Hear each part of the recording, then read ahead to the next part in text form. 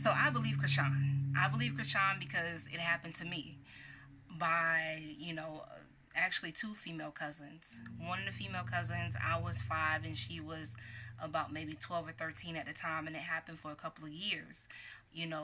Through her and her siblings, they introduced me to corn, CORN, right?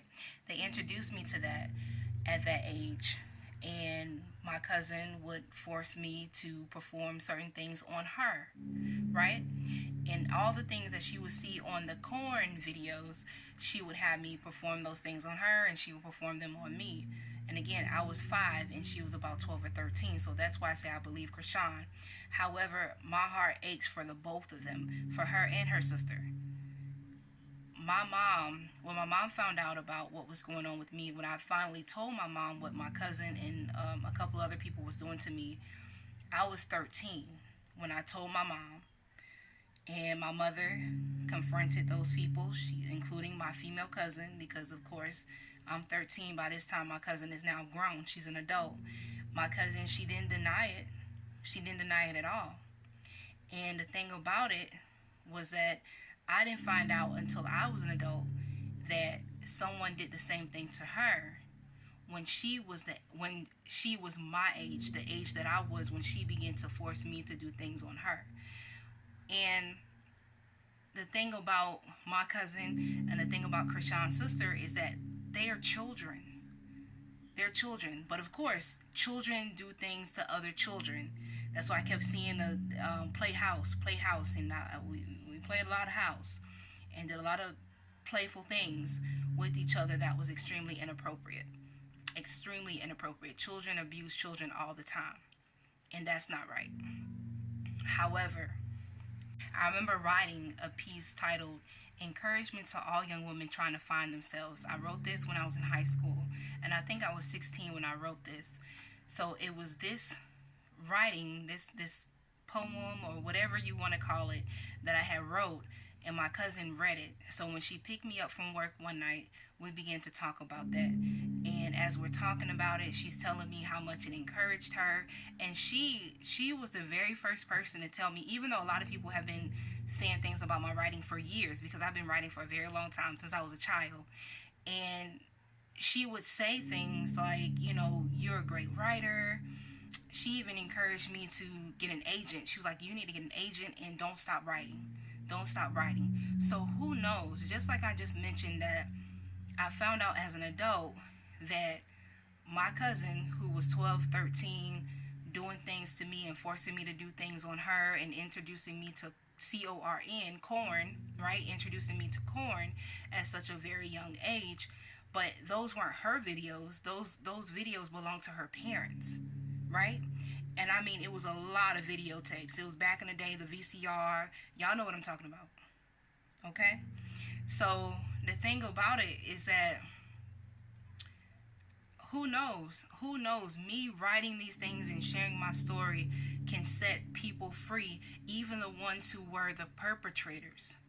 Because that piece, that writing, encouragement to all young women trying to find themselves, something that I wrote at age 16, was something that ministered to her. And then when we were sitting in the car and we were talking about it, and all of a sudden she just began to ask me to forgive her. And I said, I forgive you. Like, we were both literally sitting there just crying our eyes out. You understand? I love my cousin, and I seen some comments where people was saying stuff like, how can you forgive your cousin, and your cousin is this, your cousin is that, and blah blah blah blah blah. I'm giving grace to my cousin because my cousin was a child, and not only was my cousin a child, my cousin had those wicked things done to her too. And sometimes we repeat, those cycles are repeated. That spirit of perversion is real. You understand me? Someone tell you that someone touched them, whether it's a child or an adult, believe them. Don't start saying stuff, oh, you lying, you ain't, you just, y'all just playing around. No, believe them. Because today, I believe my cousin is fighting those demons of her past and the things that happened to her. And I am that voice. I am that voice, right? And I know that she's hurting. She's hurting. My cousin literally lost her mind.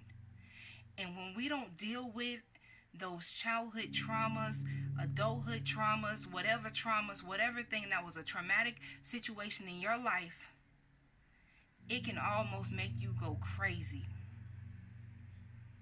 So when someone tell you, this person touched me, that person touched me, believe them, listen to them, be a place of refuge and support,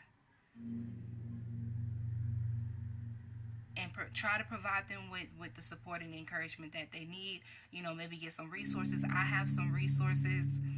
I have some books. One of the books I posted earlier, Inside the Minds of SA Survivors.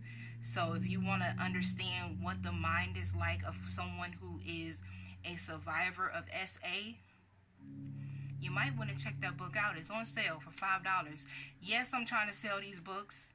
This is my primary income. So I am trying to sell these books, but I'm selling them at a very discounted price because I know that it's going to help somebody. I know that it's going to set somebody free. I know that it's going to help other people to understand, like, oh, well, this is what it's like. And when you're convicted by the Holy Spirit, when you're convicted by your thoughts and the actions that you had towards someone who reported to you that they were touched or anything like that, go to that person and apologize to them. That will mean the world.